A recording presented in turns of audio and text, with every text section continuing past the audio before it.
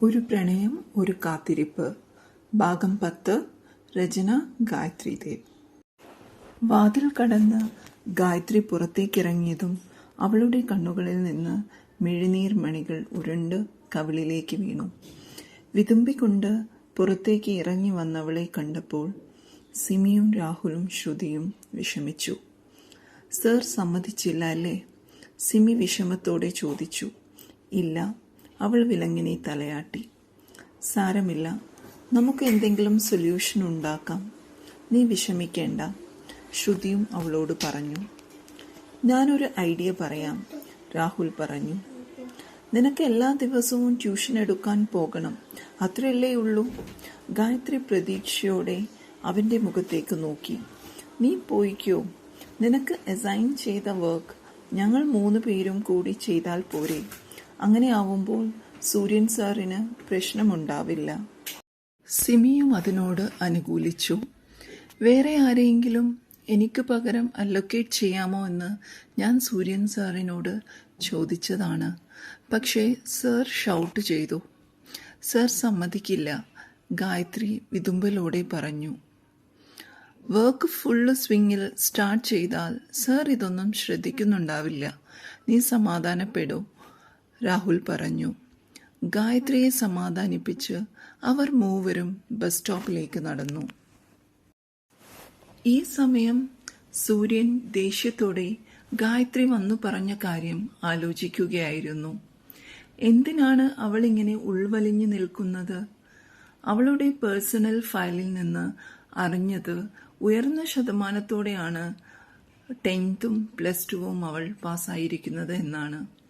മാത്രമല്ല, എഞ്ചിനീയറിംഗ് എൻട്രൻസിൽ 1000-നുള്ളിലായിരുന്നു അവളുടെ റാങ്ക്. അതിനാലാണ് അവൾക്ക് ഇത്തരത്തിൽ റെപ്യൂട്ടേഷനുള്ള ഒരു ഗവൺമെൻറ് എഞ്ചിനീയറിംഗ് കോളേജിൽ ഇഷ്ടപ്പെട്ട എഞ്ചിനീയറിംഗ് സ്ട്രീം എടുത്ത് പഠിക്കാൻ സാധിക്കുന്നത്. കഴിഞ്ഞ ദിവസം താൻ ലാബിൽ വൈവ നടത്തിയപ്പോഴും അവൾ വളരെ നല്ല രീതിയിലാണ് ഉത്തരങ്ങൾ നൽകിയത്. അങ്ങനെ ബ്രൈറ്റ് ആയിട്ടുള്ള ഒരു സ്റ്റുഡൻറ് ഇത്തരം ഇവൻറ്റുകളിൽ നിന്ന് മാറി നിൽക്കുന്നത് ഒരു അധ്യാപകൻ എന്ന നിലയിൽ അവന് ഉൾക്കൊള്ളാൻ സാധിക്കുന്നില്ലായിരുന്നു. ഇനി അവളുടെ സ്റ്റെപ്പ് മദർ വഴക്കു പറയുമെന്ന് പേടിച്ചിട്ടാണോ? അവൻ ആലോചിച്ചു. താൻ റീസൺ ചോദിച്ചിട്ടും അവൾ പറഞ്ഞതുമില്ല. അവളുടെ നിറഞ്ഞ കണ്ണുകൾ അവന് വീണ്ടും ഓർമ്മ വന്നു. അങ്ങനെ കണ്ണ് നിറയാൻ മാത്രം താൻ എന്താണ് പറഞ്ഞത്? അവൻ ഇഷ്ടക്കേടോടെ ചിന്തിച്ചു. വീട്ടിലേക്ക് പോകാനായി അവൻ ചെയറിൽ നിന്ന് എഴുന്നേറ്റു. സമയം 4:30 ആയിരിക്കുന്നു. അവൻ കാർ പാർക്കിങ്ങിലേക്ക് നടന്നു. ഈ സമയം സിമിയും രാഹുലും ശ്രുതിയും ഗായത്രിയോട് യാത്ര പറഞ്ഞ് നേരെ എതിർവശത്തുള്ള അവരുടെ ബസ് സ്റ്റോപ്പിലേക്ക് നടന്നു. അവർക്കുള്ള ബസ് ഉടനെ വരികയും അതിൽ മൂവരും കയറിപ്പോവുകയും ചെയ്തു. ഗായത്രി ഓരോന്നും ആലോചിച്ച് ബസ് സ്റ്റോപ്പിൽ നിൽക്കുകയാണ്. അവളുടെ ബസ് വന്നതും അവൾ കയറി. ഗായത്രിക്ക് ട്യൂഷൻ എടുക്കുന്ന ട്യൂഷൻ സെൻറ്റർ ഉള്ള ബസ് സ്റ്റോപ്പിൽ അവൾ ഇറങ്ങി. റോഡ് ക്രോസ് ചെയ്യാനായി അവൾ നിൽക്കുമ്പോഴാണ് സൂര്യൻ്റെ കാർ അവിടെ എത്തുന്നത്. അവൻ ഗായത്രിയെ കാണുകയും ചെയ്തു. ഉടനെ അവൻ കാർ സൈഡിൽ ഒതുക്കി.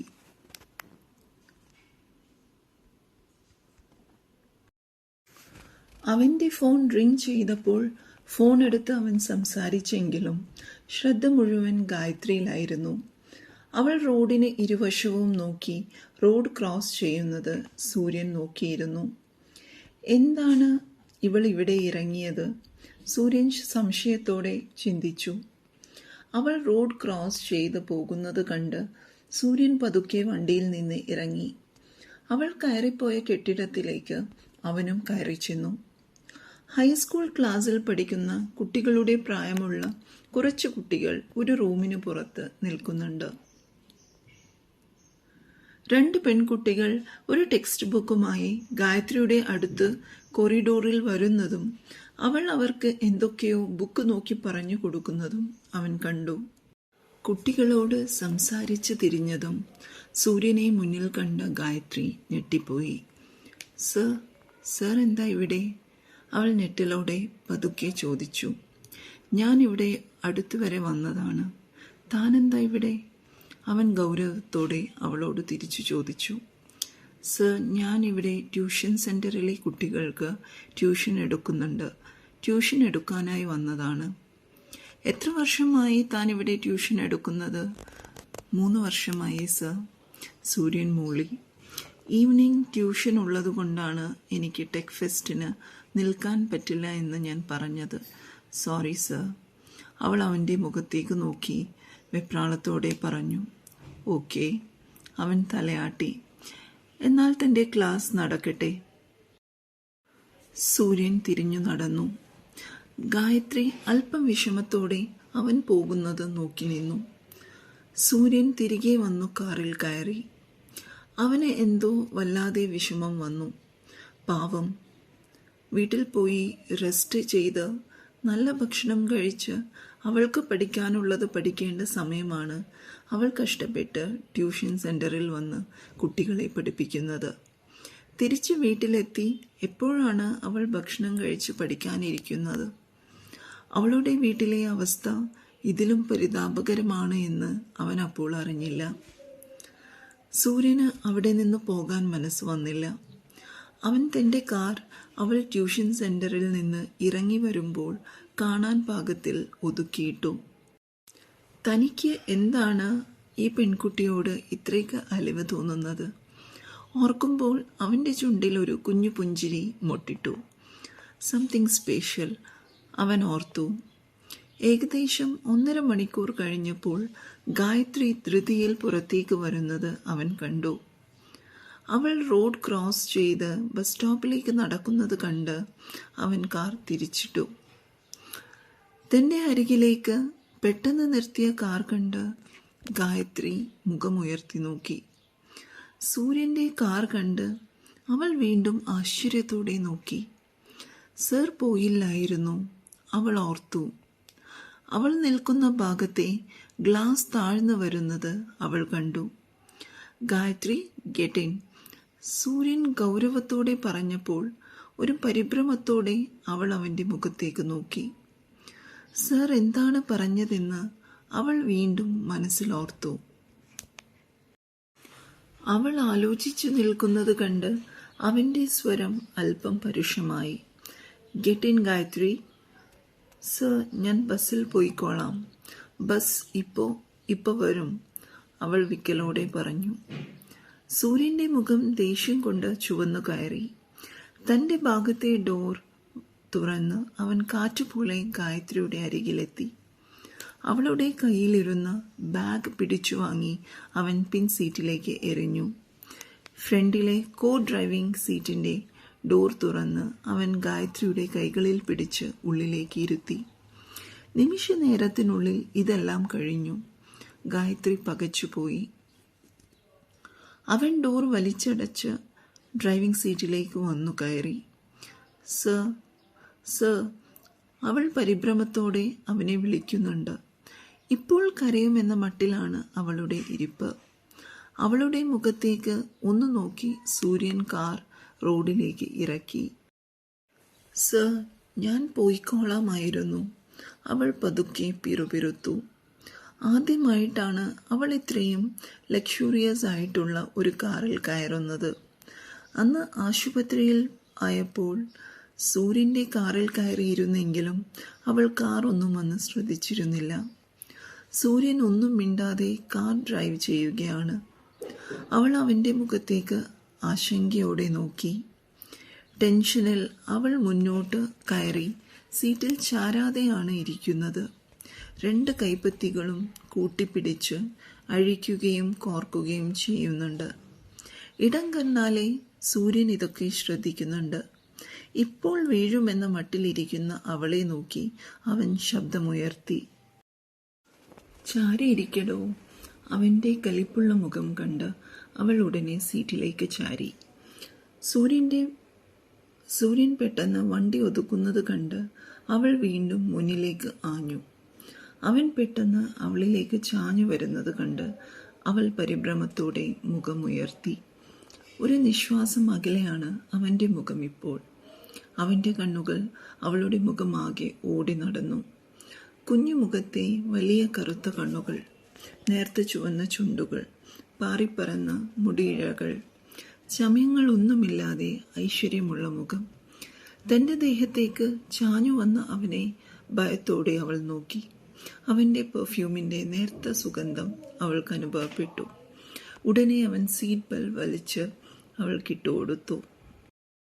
സീറ്റ് ബെൽറ്റ് ഇട്ടുകൊടുക്കുമ്പോൾ അറിയാതെ അവന്റെ വിരൽ തുമ്പുകൾ അവളുടെ ദേഹത്ത് സ്പർശിച്ചു. അവൾ വിറയലോടെ ഇരുന്നു. അവൻ വീണ്ടും കാർ സ്റ്റാർട്ട് ചെയ്തു. തനിക്ക് വിശക്കുന്നില്ലേ? സൂര്യൻ അവളോട് ചോദിച്ചു. അവളൊന്നും മിണ്ടിയില്ല. താനെന്താ മിണ്ടാത്തത്? ഒന്നുമില്ല സർ. നമുക്കൊരു ചായ കുടിച്ചാലോ? അവൻ വണ്ടി വീണ്ടും ഒതുക്കുന്നത് കണ്ട് അവൾ വെപ്രാളത്തോടെ അവന്റെ കയ്യിൽ കയറി പിടിച്ചു. വേണ്ട സർ, എനിക്ക് വേഗം വീടെത്തിയാൽ മതി. അവളുടെ കണ്ണുകളിൽ മിഴിനീർ ഉരുണ്ടുവന്നു. അവൾ പിടിച്ച കൈയിലേക്ക് സൂര്യന്റെ നോട്ടം ചെന്നു. Sorry sir. അപ്പോഴാണ് താൻ എന്താണ് ചെയ്തത് എന്ന് അവളും നോക്കുന്നത്. പെട്ടെന്ന് അവൾ കൈ വലിച്ചെടുത്തു. സോറി സർ, അവൾ വീണ്ടും പറഞ്ഞു. അവൻ ചുണ്ടിന്റെ കോണിൽ ഒരു പുഞ്ചിരി സമർത്ഥമായി ഒളിപ്പിച്ച് കനത്തിൽ മൂളി. ഓക്കെ, വേണ്ടെങ്കിൽ ഫൈൻ. അവളോട് കൂടുതലായിട്ട് സംസാരിക്കണമെന്ന് അവന് തോന്നി.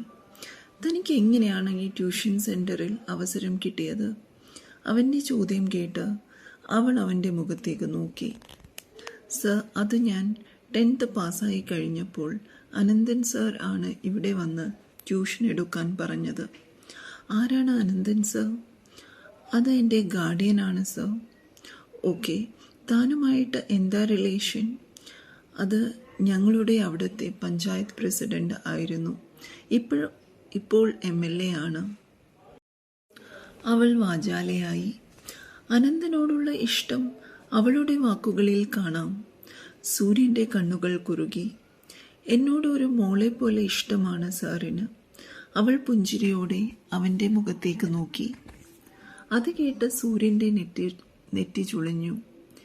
തനിക്ക് ട്യൂഷൻ സെന്ററിൽ സാലറി തരുന്നില്ലേ?